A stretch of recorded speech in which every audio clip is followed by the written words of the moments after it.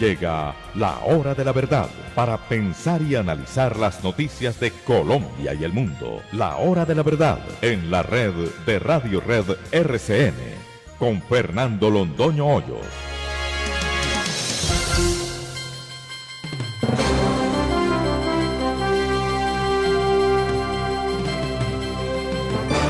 Muy buenos días. Son las 6 de la mañana de este martes 20 de noviembre de 2018. Esta es la hora de la verdad.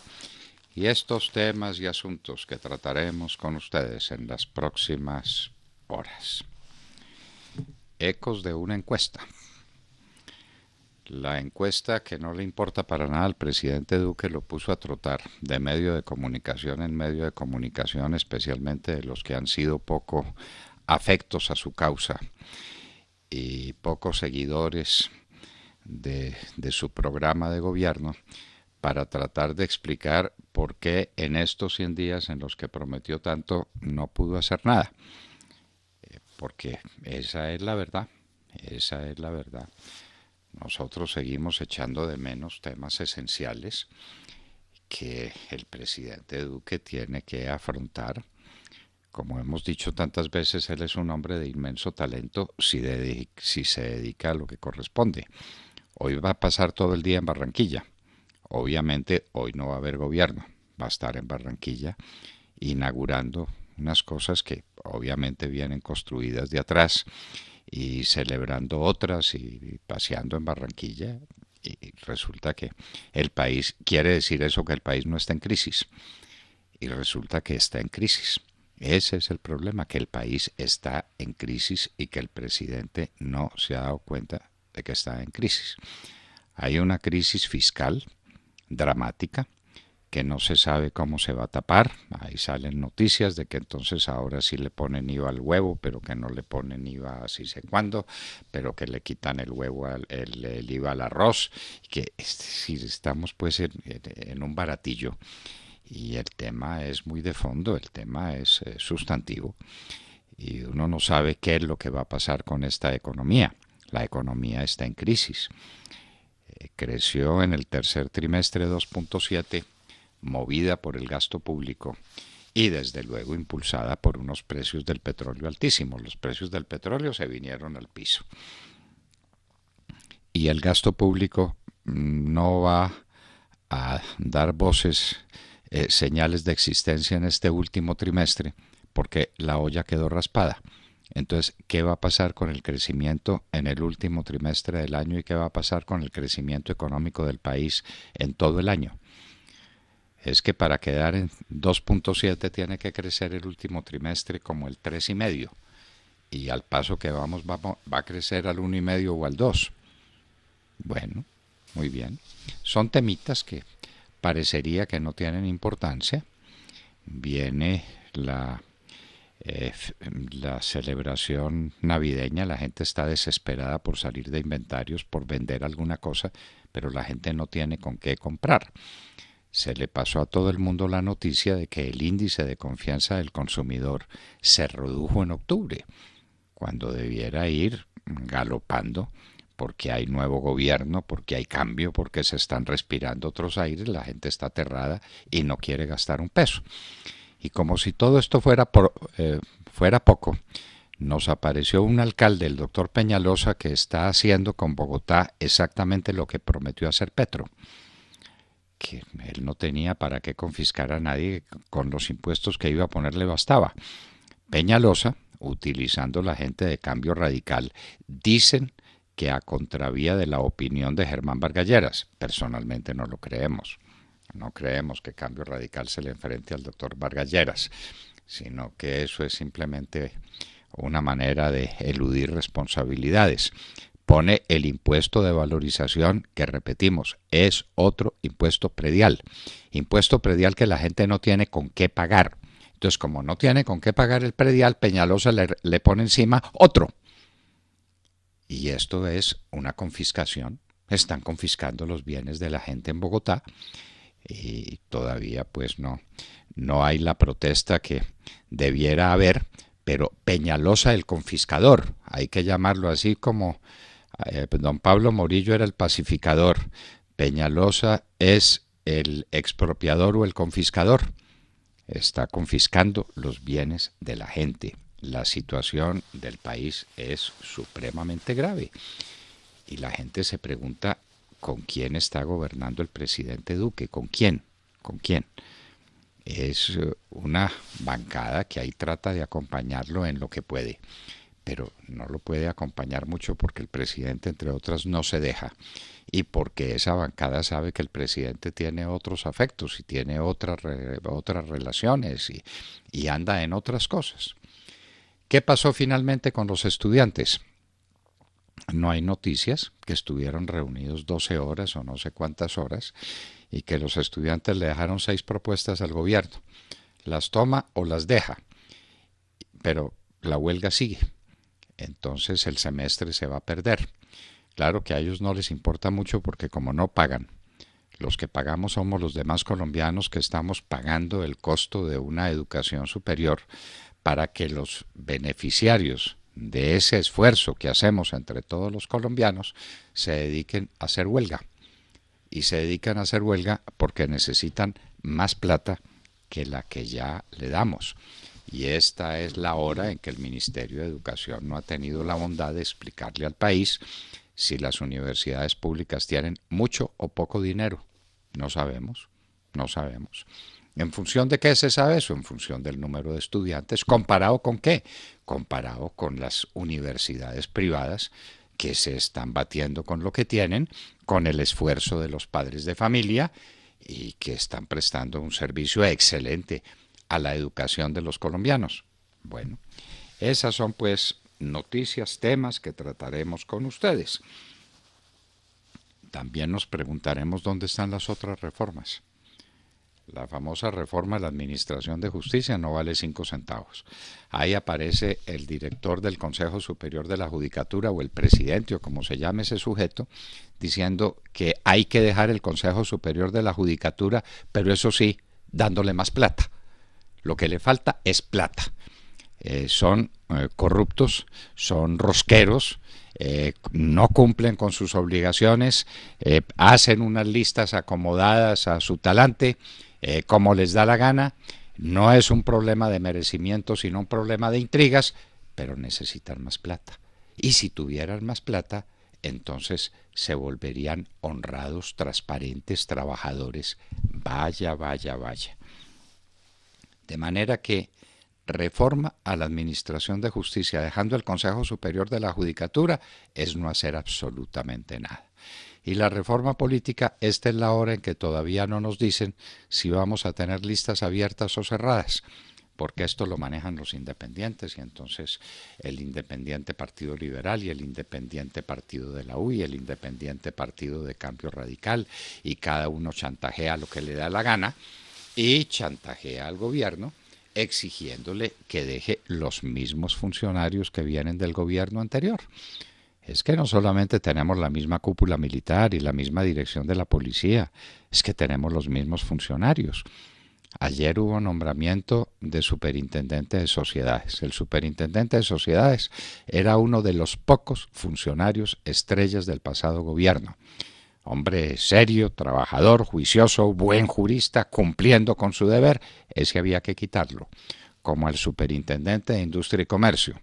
A los demás los dejan, a los demás no los tocan, porque si los tocan, ahí se las tiene que ver el gobierno con Cambio Radical y con el Partido de la U y con el Partido Liberal, con los dueños de todas esas canonjías.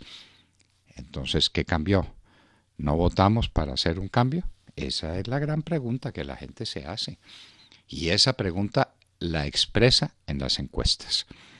Cuando a uno se le viene la estantería al piso y de 54% de favorabilidad le queda el 27%, y pues obviamente con tendencia a la baja, uno tiene que preguntarse, ¿qué es lo que está sucediendo? ¿Qué es lo que no me está resultando? ¿Qué es lo que estoy haciendo mal o qué es lo que no estoy haciendo y el pueblo colombiano espera que haga? La injusticia contra el presidente Arias y el uribismo. El tema de la doble instancia es un tema dramático. Aquí una Corte Suprema de Justicia que era y pues sigue siendo en gran medida, ¿no? Un directorio político encargado de perseguir al uribismo, se dedicó a dictar sentencias contra los uribistas de la manera más infame. Pero pues es que Sabas Pretel lleva cuánto tiempo metido en las fauces de la Organización de Justicia y pidiendo campo en la JEP, porque se está discutiendo si participó o no participó en el nombramiento de un notario, oiga, de un notario.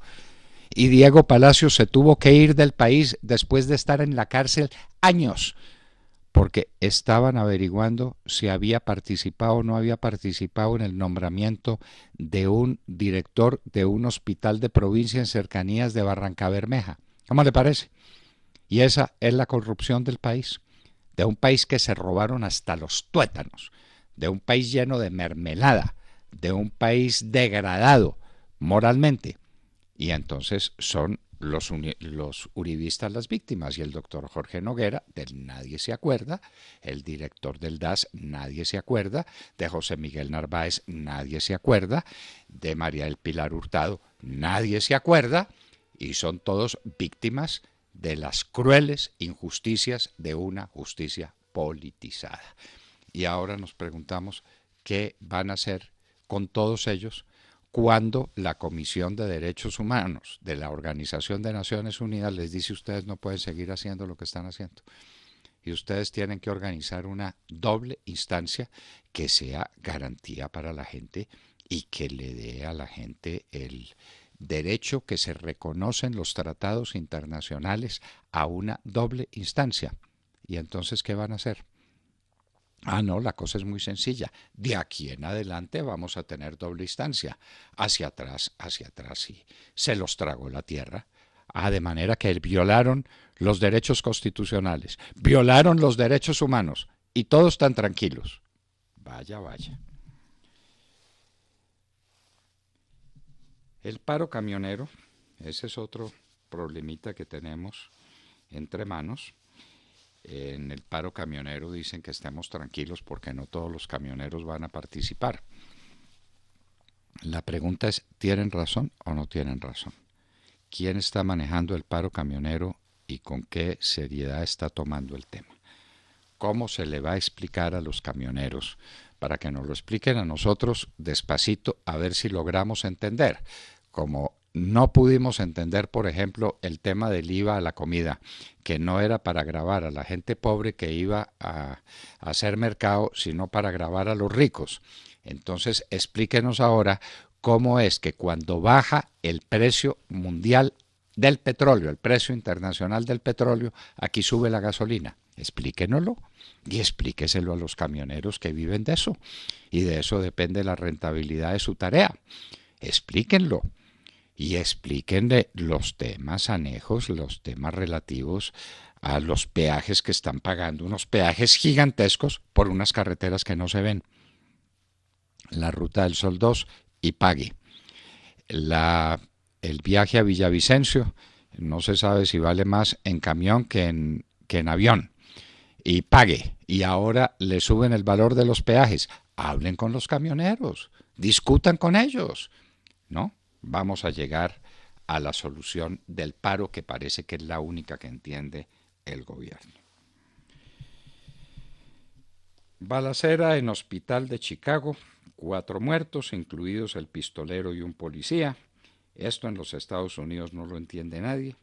Ayer hubo una fuerte caída de Wall Street. El Dow cayó 1,56% y el Nasdaq 3,03%.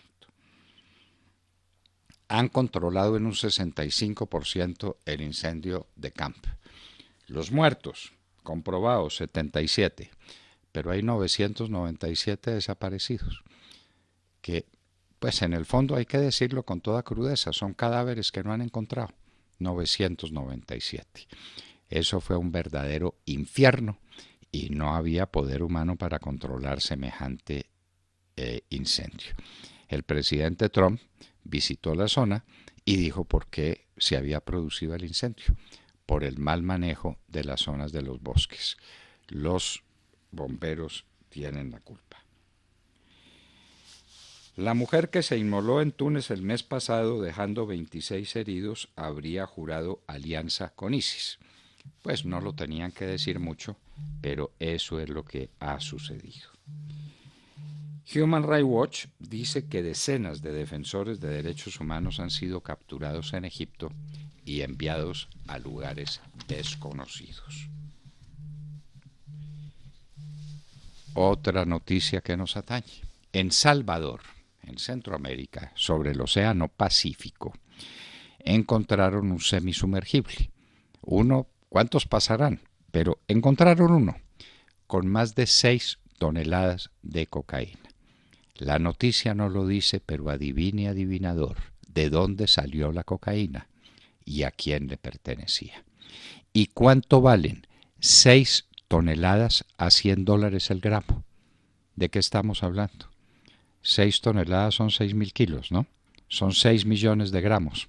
Multiplicamos por $100 el gramo, son 600 millones de dólares. Valía lo que iba ahí en ese sumergible.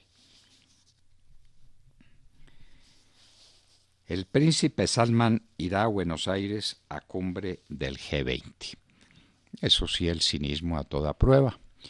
Están haciendo investigaciones que no sé para qué las hacen estando las cosas tan claras, pero ahí sigue el tema, sobre el asesinato de Khashoggi. Van a fusilar o ahorcar, o quién sabe cómo será la pena de muerte que les decreten en Arabia Saudita algunos de los que cumplieron órdenes del príncipe Salman, que va a ir tranquilamente al grupo de los G20 a estar al lado de las grandes potencias y a decir que desde luego eso fue un hecho en el que tomaron iniciativas unas personas todas vinculadas al régimen, todos, desde luego, pero que obraron por su propia cuenta. En Colombia piden fiscal ad hoc para caso Odebrecht. El procurador va más allá y quiere otra fiscalía, 2 fiscalías, la que tenemos y otra fiscalía. La que tenemos para que siga instruyendo los procesos por robo de celulares y por asalto aquí y allá. Y otra fiscalía para que se ocupe de los temas anticorrupción. Eso está muy bien, eso está muy bien. El señor Carrillo, que está en plan de candidato a la presidencia de la República, nos recomienda otra fiscalía. Y el fiscal, Néstor Humberto Martínez, ahí, impávido. ¿Y cómo fue la historia del cianuro? A ver, explíquenme. ¿Cómo fue la historia del cianuro que apareció en la casa del denunciante de todos estos atropellos al que el fiscal general de la Nación no le puso ninguna atención? O le puso atención y no logró ningún resultado y se quedó ahí tan tranquilo. Y son decenas de miles de millones de pesos que salieron fraudulentamente de las arcas de la Nación destinadas a pagar coimas, serruchos, para garantizarle el éxito profesional competitivo a Odebrecht en las licitaciones que venían. Bueno, pero no pasa nada. Electricaribe. Este es uno de los, como él llama, chicharrones que recibió el presidente Duque y parece que no ha tenido tiempo de tocarlo. Porque hoy, 2 años después, nos dicen que la situación de Electricaribe es tan mala como la que tenía 2 años atrás. El servicio es pésimo, la gente no paga los servicios, hay fraudes por doquier, pero están licitando a ver quién se gana esa maravilla y quién es capaz de enfrentar semejante problema, que es un problema técnico, pero también, y un problema económico, pero también un problema político. Vaya Lidia a los políticos de la costa atlántica y recuerde que gran parte de la cartera mala que tiene Electricaribe es de las entidades públicas que no pagan el servicio de luz en la costa atlántica. Muy bien. ¿Quién quiere esa joya? Venezuela iría a la lista de países que apoyan el terrorismo. Hace rato viene mereciendo esta distinción el terrorismo de Estado contra la población, el genocidio que hemos denunciado una y otra vez contra los venezolanos, que están en la situación dramática en que están. Ayer aquí hubo una cosa terrible, espantosa, con cuchillos y desde luego con droga, porque no puede faltar la droga. Ya a los venezolanos que llegaron ya los metieron en el mundo de la droga, porque a este país lo corrompieron, a este país lo volvieron pedazos. Estos bandidos que están en el Congreso de la República, dizque haciendo la paz, son los promotores de la corrupción del país a través de la cocaína. Murió Alí Rodríguez, el hombre que fue el director de PDVSA, con él inició la tragedia de PDVSA. Alí Rodríguez estaba de embajador de Venezuela en Cuba y había sido ministro de no sé cuántas cosas y murió a los 81 años de su edad. Y una noticia para aliviarnos. Uno de los genios del presidente Duque, el doctor Archila, que era especializado en temas de propiedad intelectual, lo volvieron el hombre fuerte del posconflicto. Y él dice que necesita 150 billones de pesos en los próximos 10 años para cumplir lo pactado con las FARC. 150 billones de pesos. 15 billones de pesos por año. De manera, ministro Carrasquilla, que ya que está buscando 14 billones para cuadrar el presupuesto de este año, vaya contando con que para el entrante uno de sus compañeros de trabajo, el señor Archila, le dice que necesita 15 billones de pesos para las FARC. Y en Hoy en la Historia recordaremos que en un día como hoy, en el año de 1809, don Camilo Torres y Tenorio escribió el famoso Memorial de Agravios, que no se llamaba así, era una carta dirigida a las autoridades españolas, y explicaremos cuál era su contenido para que ustedes vean el origen de nuestra guerra de independencia. De todo esto y de mucho más hablaremos con ustedes en las próximas horas en La Hora de la Verdad. Y los invitamos a seguirnos a través de nuestra señal de audio en alta calidad en TuneIn, en donde nos encuentran como La Hora de la Verdad. Igualmente los invitamos a sintonizarnos en los diales 710 AM en Medellín, 1200 AM en Cali y 970 AM en Bogotá. Y recuerden que estamos presentes en nuestra cuenta de Twitter, @Hora de la Verdad, a través de la cual pueden seguir el minuto a minuto de nuestras emisiones. Los invitamos también a seguir nuestra transmisión a través de Facebook Live con nuestra señal en vivo. Recuerden, todo nuestro contenido también está disponible en nuestro canal en YouTube. Y también pueden escucharnos en vivo y diferido a través de nuestra página web y dejarnos todos sus comentarios a través de nuestro chat en esta dirección: www.lahoradelaverdad.com.co. Son las 6 de la mañana, 25 minutos. Comenzamos ya. Bienvenidos.